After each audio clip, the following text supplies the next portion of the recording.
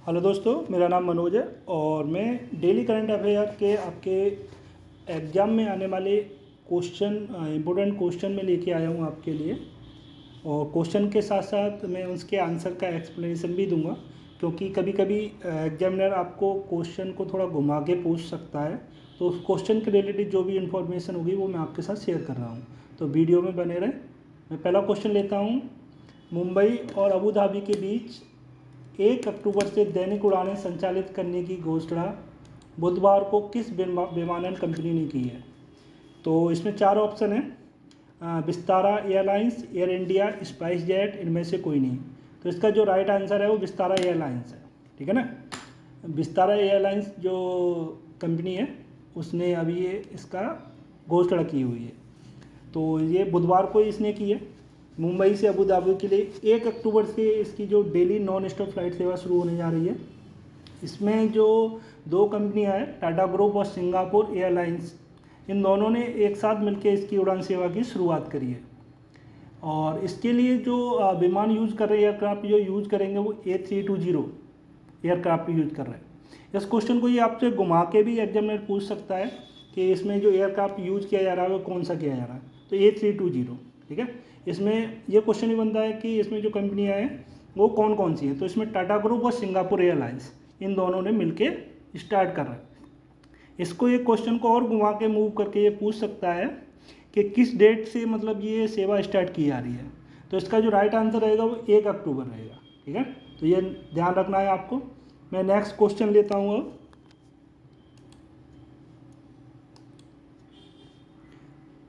हाँ, ये second question मैंने लिया है आपके लिए कि करीब 6,000 करोड़ रुपए की लागत से बन रहे एशिया के सबसे बड़े अस्पताल का उद्घाटन प्रधानमंत्री नरेंद्र मोदी ने किया है। कौन सा हॉस्पिटल है जिसका नरेंद्र मोदी जी ने अभी उद्घाटन किया है? तो इसके बारे में मैंने 4 ऑप्शन लिए हुए हैं। पहला सम्राट हॉस्पिटल, वीरसेन हॉस्पिटल, रामादस हॉस्पिटल और अमृता हॉस्पिटल। तो इसमें जो राइट आंसर रहेगा वो अमृता हॉस्पिटल है। अमृता हॉस्पिटल का अभी जो मोदी जी हैं उन्होंने इसका उद्घाटन किया हुआ है। तो इसके बारे में मैं आपको थोड़ी सी डिटेल बता दूं, ठीक है ना, कि इसके बारे में जो अमृता है इसका क्या क्या डिटेल है इसके बारे में।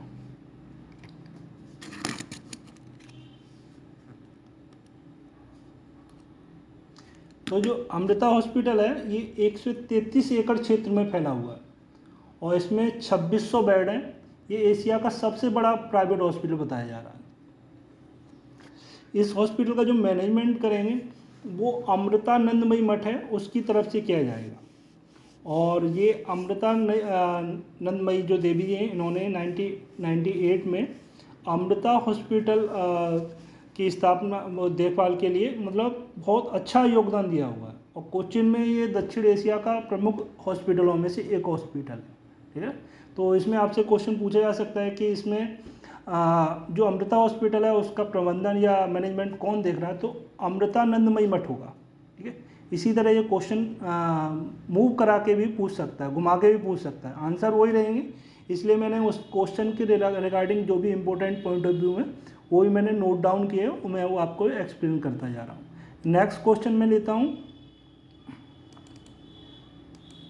कि वर्चुअल स्पेस म्यूजियम स्पार्क को किस एजेंसी ने लॉन्च किया हुआ है? जो स्पेस एजेंसी एक वर्चुअल स्पेस बनाया हुआ है, जैसे आपने सुना होगा वर्चुअल 3D टाइप में, तो उसमें 4 ऑप्शन लिया हुआ है। NASA, ISRO, European space agency, Russian federal space agency. ठीक है, तो इसका जो राइट आंसर है वो नासा है। ठीक है, नासा ने लॉन्च किया हुआ है। ठीक है ना, नासा ने बनाया हुआ है। ठीक है, आप इसका जो नासा ने क्या क्या डिटेल बनाई है वो भी मैं आपको बता देता हूँ। ठीक है,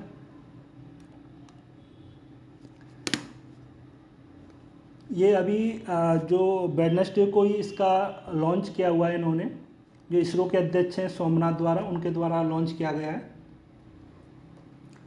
और स्पेस जो वर्चुअल स्पेस है इसमें क्या है कि लॉन्च मानो उपग्रहों, जो वैज्ञानिक मिशन है उनके साथ साथ भारत के जो अंतरिक्ष क्षेत्र के अग्रदूत हैं, दस्तावेज या फिर कुछ फोटोग्राफ्स वगैरह या वीडियो, वो हम देख सकते हैं। स्पार्क जो है ये पहला 3D virtual space tech park है।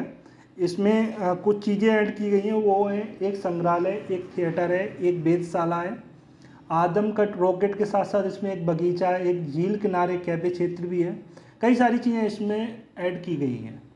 तो क्वेश्चन को वो डायरेक्ट स्पेस पार्क के बारे में ना पूछ के इस तरह भी पूछ सकता है कि उसमें क्या क्या कर सकते हैं। उसमें कुछ ऑप्शन दे देगा आपको कि उसमें छवियाँ, फ़ोटो या कुछ वीडियो वगैरह का पूछ लेगा आपसे, ऑप्शन दे सकता है इसमें, ठीक है ना।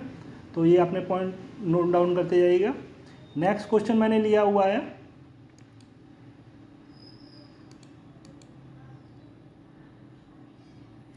पवन कुमार बोर ठाकुर मुख्य सचिव के रूप में किस राज्य में नियुक्त किया गया है। ठीक है, ये जो बोर ठाकुर जी हैं उनको मुख्य सचिव के रूप में किस राज्य में नियुक्त किया गया। ठीक है, तो पहला ऑप्शन लिया मैंने Assam, second Kerala, third Haryana, fourth Punjab. ठीक है, आपको पता हो आप चेक करते जाइए, मैं बीच में 5 सेकंड 10 सेकंड का ब्रेक ले लूँगा, क्योंकि आपको ही पता है कि जब गवर्नमेंट एग्ज़ाम के जब देने जाते हैं तो उसमें 20 से 30 सेकंड मिलते हैं क्वेश्चन को सॉल्व करने के लिए, इससे ज़्यादा टाइम नहीं होता है। ठीक है ना, तो जितना ज़्यादा आप प्रैक्टिस करोगे, जितना डेली वाइज इसको देखोगे बार बार क्वेश्चन को, तभी आगे ये प्रैक्टिस बनेगी।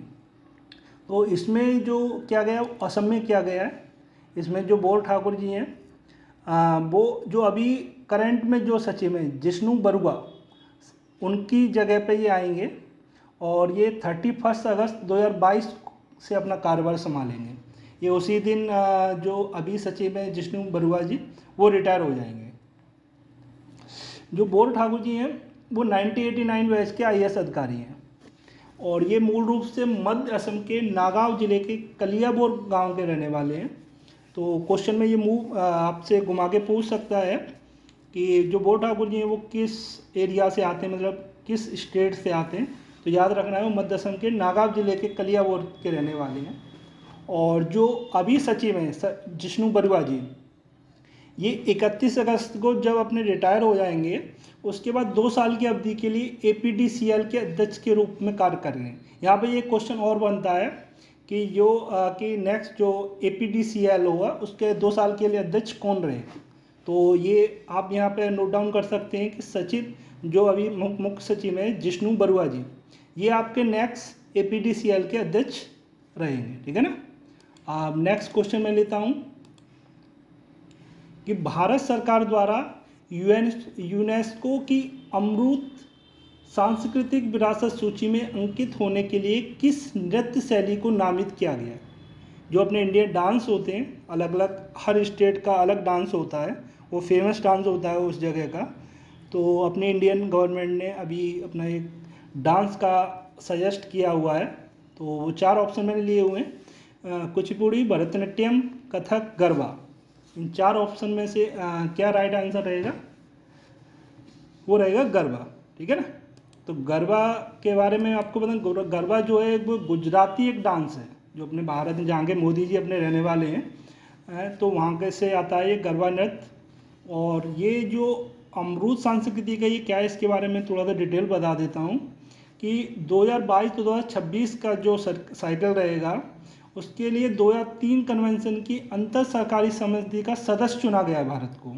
ठीक है ना, तो उस अंतर सरकारी समिति के लिए जो 2003 कन्वेंशन की 9वीं महासभा के दौरान ये 5 से 7 जुलाई 2022 को पेरिस स्थित यूनेस्को मुख्यालय में होगा। ठीक है, तो यहाँ पे क्वेश्चन ये भी बन सकता है कि इसका जो मुख्यालय है वो कहाँ पर है, तो वो पेरिस स्थित यूनेस्को मुख्यालय में। ठीक है, पेरिस में यूनेस्को का। और ये कौन सी कन्वेंशन है, इनकी 2003 कन्वेंशन है और ये 9वीं महासभा है। तो इस तरह के क्वेश्चन बन सकते हैं, वो डायरेक्ट क्वेश्चन ना पूछ के आपको इस तरह से क्वेश्चन पूछ सकता है। तो ये मैंने ये इंपॉर्टेंट पॉइंट नोट डाउन करता हूँ, एक्सप्लेन कर रहा हूँ, तो इनको भी नोट डाउन करते जाइए। ये आपके लिए डेली पॉइंट ऑफ व्यू से गवर्नमेंट जॉब के एग्जाम से बहुत ज़्यादा इंपॉर्टेंट रहेंगे। ठीक है ना, अब मैं नेक्स्ट क्वेश्चन लेता हूँ कि यूनाइटेड किंगडम में भारत का नया उच्चायुक्त किस राजनयिक को नियुक्त किया गया है। ठीक है, तो इसमें 4 ऑप्शन मैंने लिए हुए हैं, विक्रम दोराईस्वामी, अशोक गोस्वामी, महेश सिंह, कृष्णा पटनायक। तो इन 4 ऑप्शन में से जो राइट आंसर रहेगा वो आपका विक्रम दोरास्वामी रहेगा।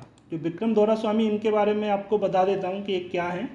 तो विक्रम दोरास्वामी जो 1992 के हमारे भारतीय विदेश सेवा के अधिकारी हैं, जो 1992 का बैच है उसके, और करंट में ये बांग्लादेश में भारतीय उच्चायुक्त के रूप में कार्य भी कर रहे हैं। और इससे पहले उन्होंने 1 साल तक पत्रकारिता भी की है, रिपोर्टिंग भी की है, और इन्होंने दिल्ली यूनिवर्सिटी से इतिहास में मास्टर डिग्री हासिल की है। तो विक्रम दोरास्वामी, इसके बारे में यहाँ पे क्वेश्चन 1992 बैच भी पूछा जा सकता है आपको। अभी करंट में मतलब पूछा जा सकता है कि ये यूनाइटेड किंगडम में उच्चायुक्त राजनयिक होने से पहले वो क्या थे, वो किस पद पे थे। तो उसमें ये बांग्लादेश में भारतीय उच्चायुक्त के रूप में कार्यरत थे। ये पॉइंट नोट डाउन कर लेना, ठीक है ना। अब नेक्स्ट क्वेश्चन आते हैं कि राष्ट्रपति द्रौपदी मुर्मू का सचिव के रूप में किस आईएएस को नियुक्त किया गया है। ये हमारी जो राष्ट्रपति हैं ये आदिवासी महिलाएं। ये यहाँ क्वेश्चन यही बनता है कि जो पहली महिला आदिवासी महिला राष्ट्रपति हैं वो कौन है। तो अपना द्रौपदी मुर्मू जी का नाम याद रखना है, ठीक है ना। यहाँ पे एक क्वेश्चन बहुत इंपॉर्टेंट और हो सकता है गवर्नमेंट में इस बार पूछा ही जाए जो भी एग्जाम होंगे, क्योंकि इनका काफ़ी इस बार न्यूज़ में हर समय नाम रहा है। तो अब यहाँ क्वेश्चन है, इनके सचिव के रूप में किसको नियुक्त किया गया है, किस आईएएस को। तो मैंने 4 ऑप्शन लिए हुए हैं, रोहन कुमार, सोहिल शर्मा, राजकुमार मीना, राजेश वर्मा। तो इनमें 4 में से जो राइट आंसर रहेगा वो राजेश वर्मा जी हैं, जिनको अभी इनके सचिव के रूप में नियुक्त किया गया है, ठीक है ना। और इनके वर्मा जी के बारे में अगर मैं थोड़ा सा बता दूं तो ये 1987 के उड़ीसा कैडर के अधिकारी हैं, ठीक है ना। और इनसे पहले जो अभी करंट जो वर्मा जी हैं, राजेश वर्मा जी, इनसे पहले जो सचिव थे, जो अपने पुराने राष्ट्रपति हैं रामनाथ कोविंद जी, तो वो अभी सेवाएं दे रहे थे। वो कपिल देव त्रिपाठी जी 1980 बैच के रिटायर्ड अधिकारी हैं, तो उनकी जगह पे अब ये राजेश वर्मा जी आएंगे। तो ये पॉइंट नोट डाउन कर लेना कि 1987 में कैडर है और कपिल त्रिपाठी जी हैं वो 1980 है। तो क्वेश्चन ऐसे भी पूछा जा सकता है कि राजेश वर्मा जी से पहले कौन थे। तो 1980 के जो कपिल देव त्रिपाठी हैं वो आपके सचिव थे, वो रामनाथ कोविंद जी के सचिव थे, ठीक है ना। और ये जो राजेश वर्मा जी हैं इनके बारे में काफ़ी इंपॉर्टेंट चीज़ें हैं कि अभी जब लॉकडाउन लगा था सारी, तो इन्होंने उस समय काफ़ी इंपॉर्टेंट भूमिका निभाई थी।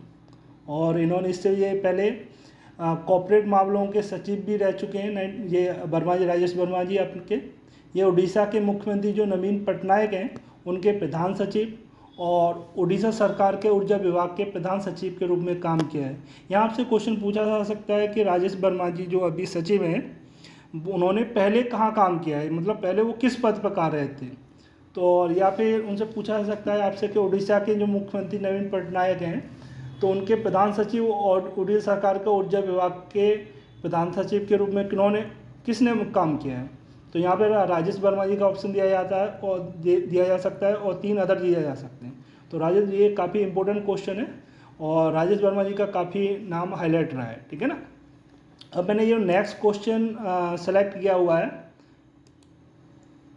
कि किस तेल और गैस शोधन कंपनी ने गोबर से संपीड़ित बायोगैस परियोजना में राजस्थान के सांचौर में की शुरुआत की है।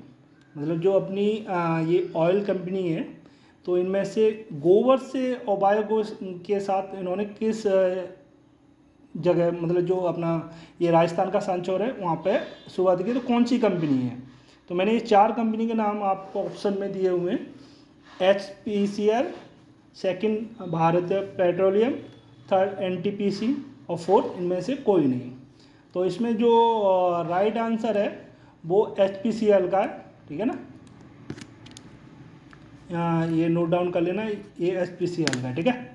अब यहाँ पे जो HPCL है इसके बारे में थोड़ा सा बता देता हूँ कि HPCL में किस तरह से किया है कि HPCL ने हरित ऊर्जा और पर्यावरण प्रबंधन के लिए, मतलब एक जो अपने ग्रीन एनर्जी के तहत मतलब ये गोबर वाला जो बायोगैस का जो परियोजना शुरुआत की है। और इसमें जो इसका जो प्लांट है इसमें कम से कम मतलब डेली बेसिस पे 100 टन गोबर का उपयोग किया जाएगा, ठीक है। इसको ऑटोमोबाइल ईंधन के रूप में उपयोग किया जा सकता है। और इसको जो चालू करने की जो अभी ये परियोजना अभी घोषणा की गई है, ठीक है, अभी चालू नहीं हुई है, तो इसमें जो चालू रहेगी वो 1 साल बाद स्टार्ट होगी। तो इसमें क्वेश्चन बन सकता है कि भाई कि डेली बेसिस पे आपको उसमें जो गोबर की क्वांटिटी प्लांट में यूज़ की जा रही है वो कितना है, 100, 200, 1 टन, 1 मिलियन टन, या मतलब कुछ भी क्वेश्चन पूछ सकता है। तो उसमें ये पॉइंट ध्यान रखने वाला है कि 100 टन।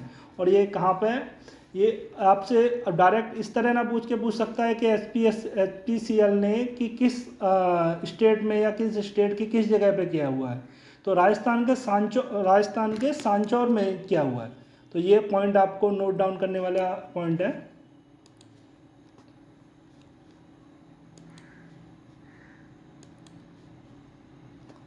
ये राजस्थान का सांचौर, ये आपका पॉइंट नोट करना है। और ये 100 टन ये वाला, ठीक है ना। इसके बाद मैंने जो नेक्स्ट क्वेश्चन लिया हुआ है, ज़्यादातर आपने सुना होगा अभी कि हमारे अडानी जी का काफ़ी नाम आता है मीडिया में, आप सुनते हो, हर जगह सुनते हो। एक मिनट जस्ट, हाँ, कि अडानी जी ने ये खरीद लिया, वो खरीद लिया, विपक्षियाँ पार्टियाँ और अपनी पार्टी जो भी होती हैं, पॉलिटिक्स में ज़्यादा नहीं जाऊँगा, तो उसमें एक दूसरे के ऊपर आरोप लगाते रहते हैं। तो उसी के रिगार्डिंग मैंने क्वेश्चन लिया है, इसके बारे में पूछा जा सकता है कि किस मीडिया कंपनी में अडानी ग्रुप ने 29.18% हिस्सेदारी खरीद ली है। अभी इसकी डील चल रही है, बस फाइनल डिस्कशन रह गया, फाइनल जो साइन वगैरह रहता है, बहुत सारी चीज़ें रहती हैं, हम लोगों को नहीं पता होती हैं, आप लोगों को। तो इसका फाइनल हो चुका है। तो इसमें मैंने 4 ऑप्शन दिए हुए हैं, न्यूज़ 18, ABP न्यूज़, CNBC आवाज़ और NDTV। इन 4 ऑप्शन में कौन सा राइट ऑप्शन है, ठीक है, वो आपका NDTV है, ठीक है। NDTV में इन्होंने अपनी इसकी हिस्सेदारी ले ली है, ठीक है ना। अब यहाँ पे क्या है, एक दो इस क्वेश्चन में एक दो क्वेश्चन और बनते हैं कि जो NDTV की जो हिस्सेदारी थी वो गौतम अडानी ने जो ली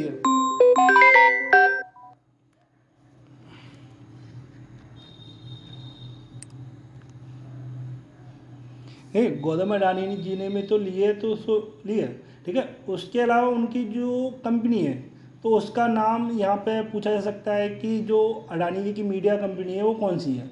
तो यहाँ पे AMG मीडिया नेटवर्क्स लिमिटेड, ये वाला आपको याद रखना है, ठीक है ना, कि इस कंपनी जो अडानी की अगुवाई वाली कंपनी है, अडानी ओनर है, ठीक है। तो उन्होंने, उनके ही ग्रुप की ये कंपनी है, तो उन्होंने ही इसके खरीदा हुआ है, ठीक है ना। अभी इसकी ये फाइनल बात चल रही है, ठीक है। अभी फाइनल सब कुछ हो चुका है, बस फाइनल चल रही है, अभी पूरी तरह से 100% नहीं हुआ है। कुछ चीज़ें होती हैं कॉर्पोरेट लेवल पे, तो उनमें टाइम लगता है, ठीक है ना। अब इसके बाद मैं जो नेक्स्ट क्वेश्चन पे आता हूँ, वो नेक्स्ट क्वेश्चन मैंने लिया हुआ है क्रिकेट के जो शौकीन हैं उनके लिए, उनको तो पता ही होगा, ठीक है ना। तो किस राज्य ने ऋषभ पंत को ब्रांड एम्बेसडर बनाया है, ठीक है ना। कि इसमें 4 ऑप्शन है। हमारे जो ऋषभ पंत जी हैं उनके बारे में मैं आपको डिटेल में बता दूंगा थोड़ा सा। ये क्रिकेट के खेलने के क्रिकेट फील्ड से आते हैं, काफ़ी अच्छे क्रिकेटर हैं, ठीक है। तो इसके बाद इसमें 4 ऑप्शन मैंने लिए हैं, उत्तराखंड, दिल्ली, पंजाब, केरल। 4 स्टेट हैं, 4 स्टेट में कौन सा है। तो इसका जो राइट आंसर है वो आपके उत्तराखंड के जो मुख्यमंत्री जी हैं, ठीक है, पुष्कर सिंह धामी जी, पुष्कर सिंह धामी। तो इन्होंने इनको अपना नई दिल्ली में अभी इनका कुछ प्रोग्राम हुआ था, ठीक है। तो वहाँ पर देखो, ये नई दिल्ली आपको याद रखना है, ये ऋषभ पंत जी के बारे में पूछा जा सकता है, ठीक है। तो इसमें क्वेश्चन इस तरह से बन सकता है कि जो मुख्यमंत्री ने इनको जो सम्मानित किया या जो इनको ब्रांड एम्बेसडर बनाया वो किस लोकेशन पे बनाया, ठीक है, या किस सिटी में, मतलब इनको, तो वो नई दिल्ली का ऑप्शन बन सकता है।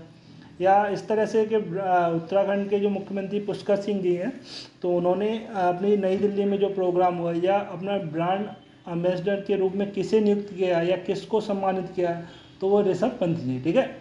अब जो इसका इनका पॉइंट भी था कि आप आजकल क्रिकेट का ही हर कोई खेलना चाहता है, हर कोई बड़ा शौक है, गली गली में आप जाएंगे तो क्रिकेट ऋषभ पंत को उत्तराखंड ब्रांड इसलिए सम्मानित की जिससे कि जो नए पीढ़ी आ रही है तो उनको थोड़ा इंस्पायर करें। क्योंकि लोग एक दूसरे को देख के बड़ा इंस्पायर होते हैं जब उनके कोई रोल मॉडल कुछ कर रहे होते हैं, ठीक है ना। तो यही 10 क्वेश्चन का मैंने सेट सेलेक्ट किया था। डेली बेसिस पे मैं इसी तरह के आपको लिए क्वेश्चन लेके आऊँगा और बीच बीच में मैं आपको गाइड भी करूँगा कि मल्टीपल जो चॉइस के क्वेश्चन आते हैं गवर्नमेंट के, तो उनके लिए हमको किस तरह से प्रैक्टिस करनी चाहिए, क्या करना है। और मेरी अदर वीडियो देखने के लिए मेरे चैनल पे अदर वीडियो भी हैं, तो आप उनको भी चेक कर सकते हो, अपना लेवल चेक कर सकते हो कि एक्चुअली में आप जो जीके की तैयारी कर रहे हो तो वो आप किस लेवल तक कर पा रहे हो, आपको कितना आता है, ठीक है। डेली बेसिस पर डेली करंट अफेयर की रिगार्डिंग जो भी इम्पोर्टेंट क्वेश्चन होंगे वो मैं सेलेक्ट करके आपको डेली बेसिस पे लेके आऊँगा। तो चैनल को लाइक सब्सक्राइब कर लें अगर अच्छी लगे वीडियो, और तो इसी तरह की वीडियो आपको डेली बेसिस मिलती रहेंगी। तो नोटिफिकेशन का बेल आइकन को अपना ऑन कर लें, जिससे मैं कोई भी नई वीडियो आपको डालूँ तो आपको तुरंत वो अपडेट मिलते रहे। और कुछ सजेशन या आपके किसी भी तरह का कुछ करेक्शन हो या कैसे भी, तो मैंने इसमें मेल आईडी अपनी दी हुई है, आप उस पर मेरे को मेल कर सकते हो। और कुछ मोटिवेशनल कुछ डालना चाहो तो वीडियो कमेंट पे डाल सकते हैं। ओके, थैंक यू भाई।